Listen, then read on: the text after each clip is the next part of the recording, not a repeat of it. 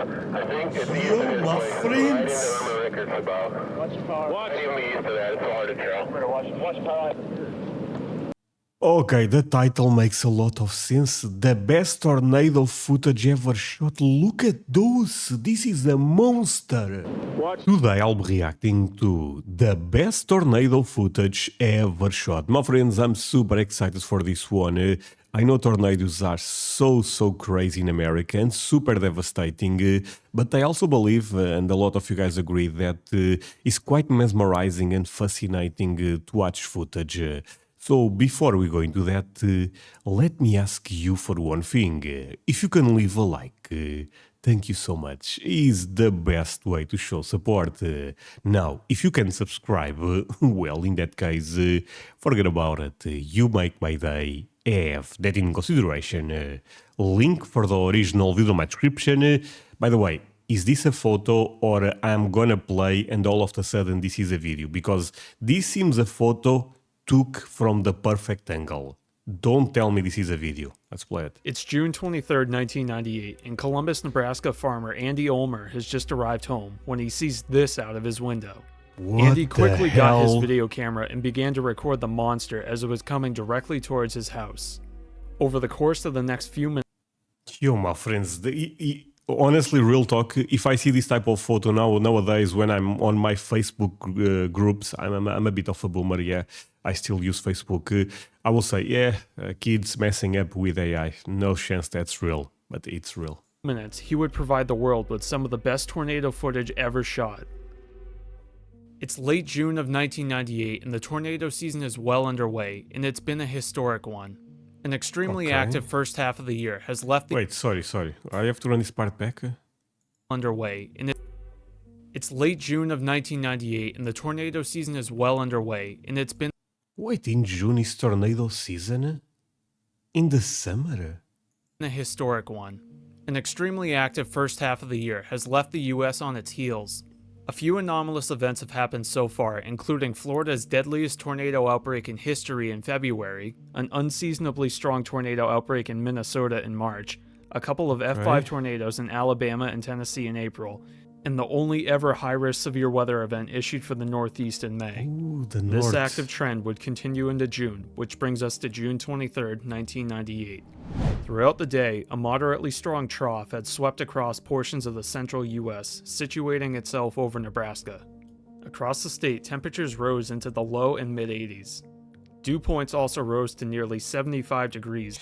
You know what, my friends, go to this gentleman's channel, leave him a like, subscribe to him, because look at this, he's putting Celsius right there for the Portuguese guy. Thank you so much, my friend. Talking about Fahrenheit, my head was already, yeah, no, I'm out. The guy is speaking American. Now putting Celsius, I appreciate that. Signifying extremely humid air. This warm air mass allowed for a pocket of CAPE with values approaching 4,500 to enter the area.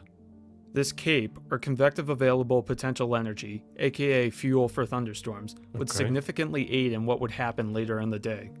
As we travel 20,000 feet up from the ground, we find moderately strong 40 to 50 knot winds out of the southwest. However, when we travel back down to just a few thousand feet off the ground, we find what was the real secret sauce to this event. What were measly winds throughout most of the day quickly and suddenly got sent into overdrive mode by what's known as the low-level jet. The low-level jet is a near daily occurrence during the spring and summer, when the low-level winds in the atmosphere significantly increase around and after sunset. This is typically caused when the upper levels of the atmosphere cool as the day goes on, which causes a pressure gradient between the cool upper atmosphere and the warm lower atmosphere. Oh, wow. You know what? Thank God for science, my friends, because at the end of the day, it helps us to understand a lot of this crazy phenomenon. Pressure gradient then results in strong winds flowing from the cool air to the warm air. This low-level jet does a couple of things that significantly benefits tornadoes. The first is that the sharp increase in low-level winds significantly increases the amount of shear or spin, which is obviously critical to tornadoes. The other is that the low-level jet can pull much more favorable environmental conditions for tornadoes northwards with it as the evening goes on. The low-level jet would prove quintessential on June 23, 1998, as it brought in with it more explosive environmental conditions in from the south and also evolved what was just average wind shear throughout most of the day into very strong wind shear by the evening. As the day progressed, a dry line developed and spanned a majority of the Central Plains and would serve as the focal point for thunderstorm development.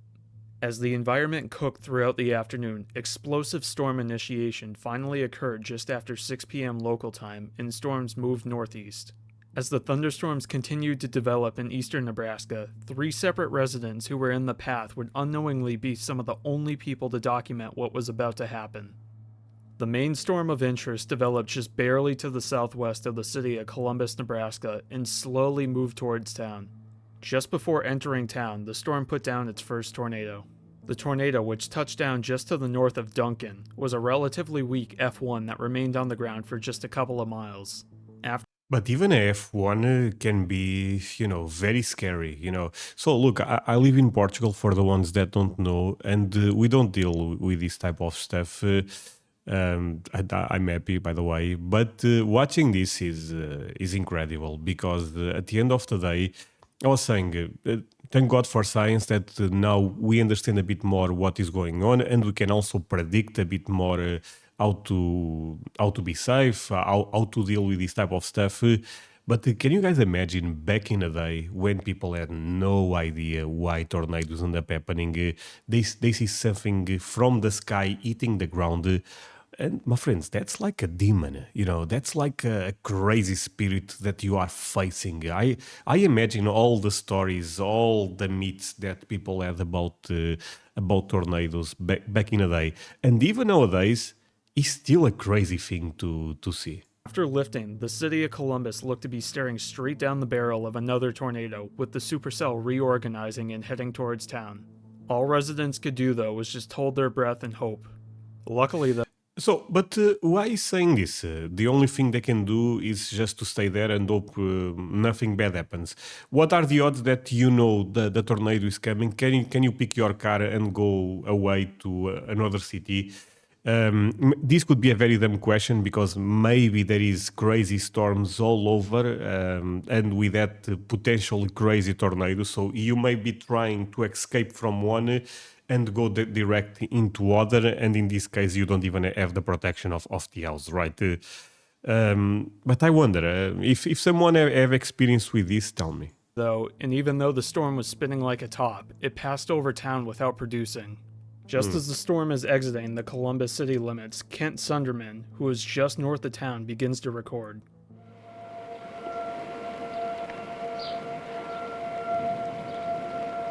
This sound is a bit creepy. Amazingly, just 3 miles after passing through town, the storm put down its next tornado, which is initially just an uncondensed bowl with slight ground circulation.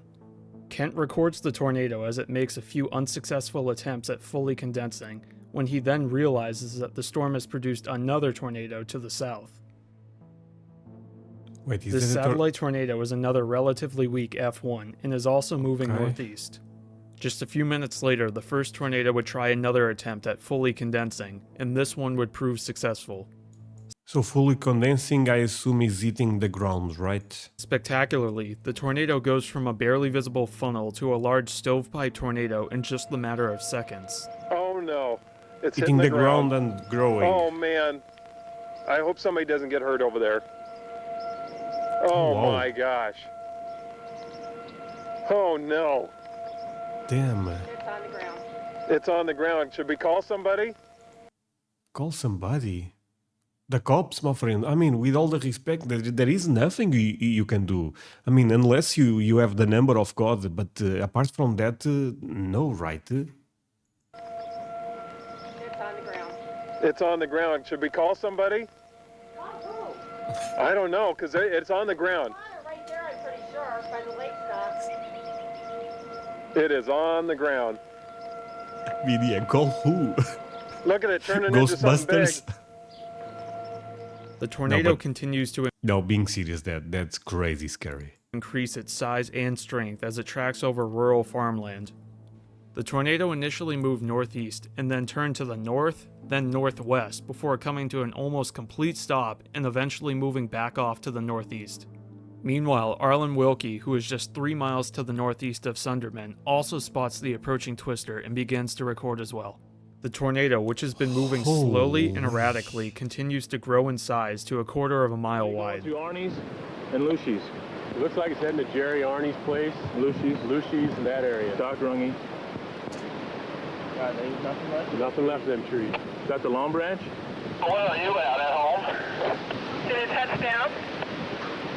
Yes. We're standing in front of our house, in front of my house, Paul's place. As Arlen is recording, the tornado is inflicting some of its first damage on a few farmhouses to his east. Arlen is here at my place. Nobody's at his place. I think it's east of his my place. friends. It's right into Irma Rickards about. Watch your power. Watch. Right even east of that. It's hard to tell. Watch power. Okay, the title makes a lot of sense. The best tornado footage ever shot. Look at those. This is a monster. Watch Ruben's house. Sounds like a freight train from my house. Tell Todd we got it on video. We got it on video from right here. We're just. You know what? How safe is this type of recording? Because from what I understand, even if a tornado seems very far away, and even if it seems like it's going to another direction, they can change direction very fast and they approach you very fast, right? I bet a lot of people already died trying to catch footage because this is too... Nature is too powerful, my friends, you know, and too unpredictable. About to see a house disappear, I think. It's on the other side of Ruben. It's on the other side. It's on the other side now. I went past Irma's house and we can still see Irma's house. So it's somewhere on the other side of Irma Rickards' house. It didn't touch it. It went north of Irma Rickards and it didn't touch it. Get some people over to Lucy's and that area. Tell Arnold. And it went right through Arnie's place. It's and getting bigger. See over east of Irma Rickards. Get that. I want that as a souvenir. Right there. Jerry Arnie's place had to be hit, I would think. I don't know. Oh Maybe Long my... Branch. There's a huge one down there. Long Branch. See that? I ain't going out there either. While the tornado is passing to Arlen's east, it's heading directly towards Andy Ulmer, who is about 5 miles further to the northeast. Come on, you mean nobody has to phone your reason? Look at the swirls. I know it. Andy has just arrived home from the airport and was in the process of changing clothes when he noticed the tornado out of his window, and he also begins to record. Look at the little one. Look yeah. at the little one. Right there. A whole bunch of little ones.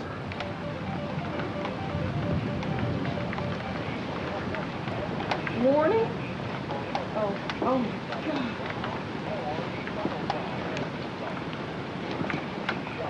Holy sweet potato, my friends.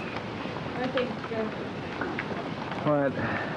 I'm gonna be honest, Americans are very tough people. If this was me, I'm my friends. I would be two options: trying to run away or praying to God. And please don't talk with me. These could be my last words. which way is it going? Is it coming this way? Well, it's just sitting there. Well, it may look like it's sitting there. He mentions in the video that the tornado doesn't seem to be moving, which is a telltale sign that it's coming directly at you. What? If he's not moving, he's coming direct to you. Oh. For instance, if you look at the left edge of the tornado and use the tree line as a reference point, it's not moving left or right, which means it's coming directly at them. Meanwhile, back at Arlen's location, the tornado passed directly to his east and now has an audible roar heard on the video. Long Branch must have destroyed it. What'd you say, Paul? Go get that big hailstone. I was talking The to baseball Jeff, size who was one. the Long Branch. He said everybody's okay there. Did it hit there? Sounded like it. The tornado impacted some of his neighbors' houses down the road, but luckily they avoided a direct hit and the property sustained only moderate damage. The tornado continues on its northeast track directly towards the Ulmer residence. Even though the tornado is still a few miles away from his location, you can now hear the audible roar of the tornado on his video as well, indicating that this is likely a violent tornado. Hope we got insurance paid up, dear. There's some damn big... Oh man, that's sorry. Oh, I mean, you have to admit, humans are, are very special. You see the crazy tornado. Yep, I hope you paid the insurance bill. Hope we got insurance paid up, dear. There's some damn big hailstorms coming down. Hi. Come on, Andy.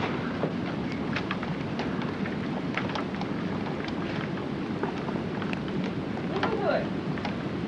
Whoa. That is definitely. Now? No, Huh? that's their tornado boys.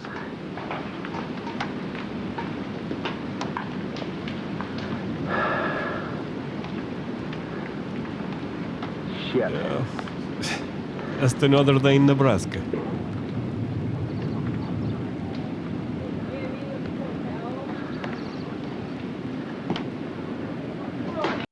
You know what? That things looks a mini armor something. This is a demon. You know what? I forget what I said about science. This is a demon. Science still does not understand that well. It ain't.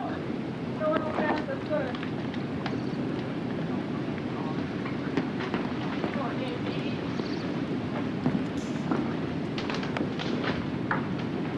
See this thing. Andy's wife Susan very understandably begins to try and convince him to put the video camera down and to seek shelter in the basement, but he can't take his eyes off of it. And then we see all the stats. Oh, humans, humans tend to live 5 years or 10 years more than men. We don't understand that well why. This is why, I mean. We are them. This is not good.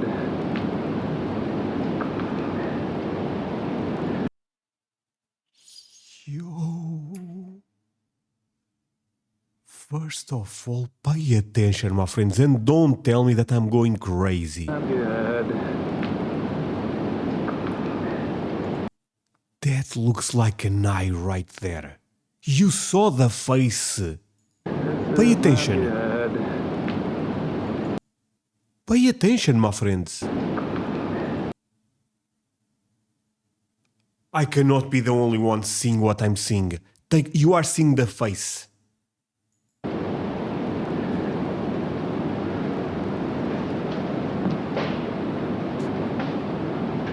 After a few more minutes of recording, Andy finally begins to realize the danger, but remembers that he was in the midst of changing clothes when he began to record. He then proceeds to utter one of the funniest and most iconic lines ever from a tornado video. Susan, get my pants. Once Andy puts all of his clothes back on, he obliges to his wife's request and stops recording to take shelter. Yeah, I'm getting in. However, just a minute or so later, Andy changes his mind and once again goes to the door to record again. As if the tornado could not get any more visually impressive, it begins to instantaneously change its form from a wedge to a traditional rope tornado. Oh my.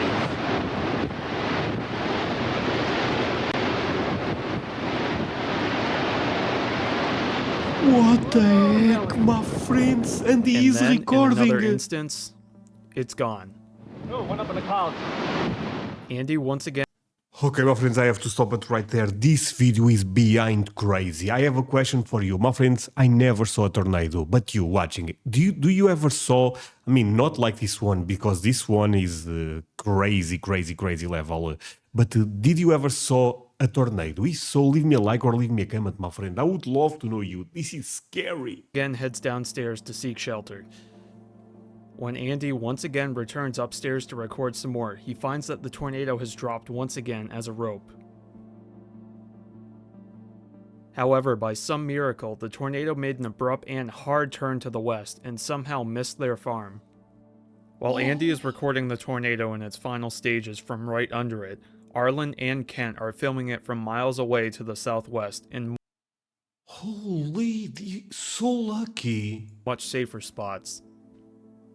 Back at the Ulmer residence, though, Andy records the last seconds of the tornado's life as it actually turns back to the east after passing by the farm. Eventually, though, the rope finally dissipates. After this tornado lifted, the storm continued traveling northeast, and it would produce another 4 tornadoes over the course of the next 2.5 hours.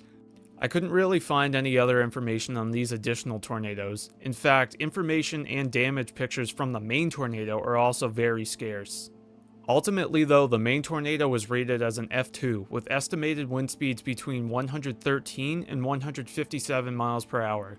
This tornado was almost certainly much stronger than the official ratings suggest. However, since it mainly stayed over open fields, F2 damage was the highest that surveyors found. That to me looked like a F7. The Columbus, Nebraska tornado of 1998 is another classic example of the limitations of tornado ratings, as this one was almost certainly stronger than the assigned rating. But luckily though for locals, it mainly stayed over open fields, causing us in all likelihood to never know how truly powerful it was. Okay. My friends, well, thank you so much for watching this with me. Crazy video, but the fascinating one, if I'm gonna be honest. I never saw anything like this. That said, again, thank you so much. See you guys in the next one. Bye, my friends.